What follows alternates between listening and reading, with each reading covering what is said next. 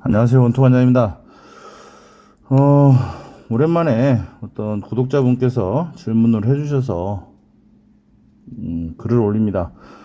스파링이 두려운데 어떻게 접근을 해야 될까 하는 부분에 대해서 질문을 해주셔서 글을 올립니다.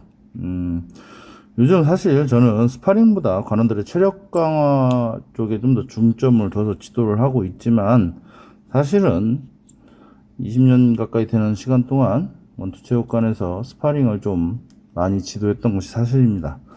그런데 처음 들어오는 관원들이 스파링을 할 수 있을까? 뭐 그런 거를 어떻게 하면 좀 더 간단히 지도할까 해서 제 나름대로의 커리큘럼을 좀 만들었었습니다.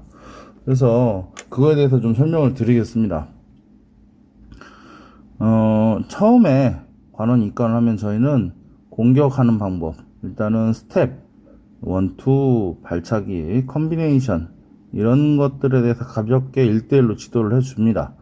그러한 방법들이 끝난 다음에 마지막 날 방어법을 배우는데, 이 방어법은 혼자 연습을 할 수가 없습니다. 파트너를 지어주고 공격과 방어를 서로 주고받는 형식으로 지도를 해줍니다. 그렇게 방어법을 지도할 때 파트너를 지어주고 서로 연습을 하다 보면 방어하는 동작들이 조금 익숙해집니다. 그 다음 지도를 해주는 게 턴 스파링이라는 건데요. 저희는 한 사람이 4번에서 6번 정도를 연속으로 공격을 하면 배웠던 방어 동작으로 그 동작들, 공격하는 것들을 막는 연습을 합니다.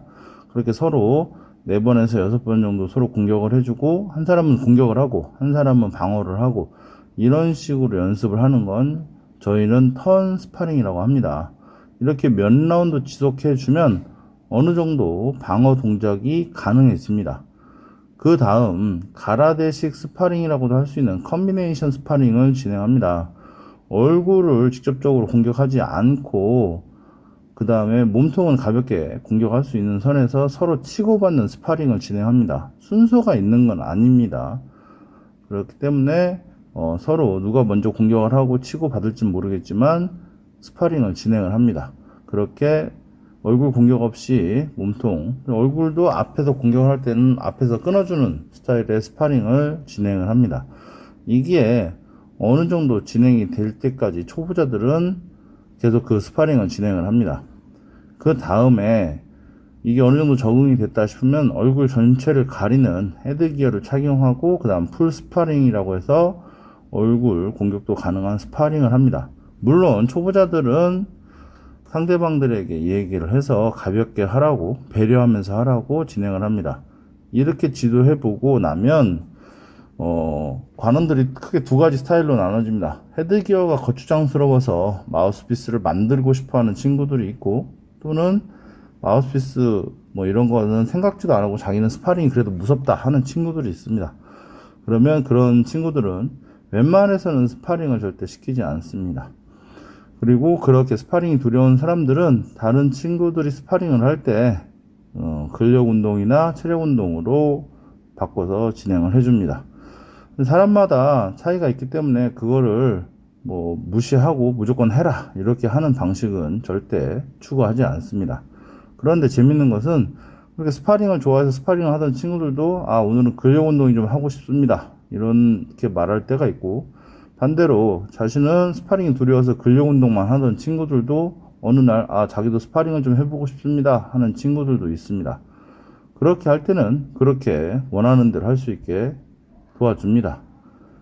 이렇게 하다 보면 어느덧 모든 관원들이 스파링을 재미있게 진행을 합니다. 물론 스파링 할 때 가장 중요한 것은 서로 힘 조절을 못해서 강하게 뭐 치고 받는다거나 이런 거를 관장이 계속 보면서 컨트롤을 해주는 것이 가장 중요합니다. 이렇게 되지 않고 관원들끼리 기분 상하지 않게 재밌는 스파링을 지도를 해주는 게 어떻게 보면 관장의 역량입니다. 질문하셨던 구독자님께 도움이 되셨으면 좋겠습니다. 제일 중요한 거는 스파링도 같은 체육관에서 같은 관원들끼리 하는 하나의 놀이다라고 생각을 할 수 있을 때까지 적응하는 게 제일 중요합니다. 원투관장이었습니다. 감사합니다.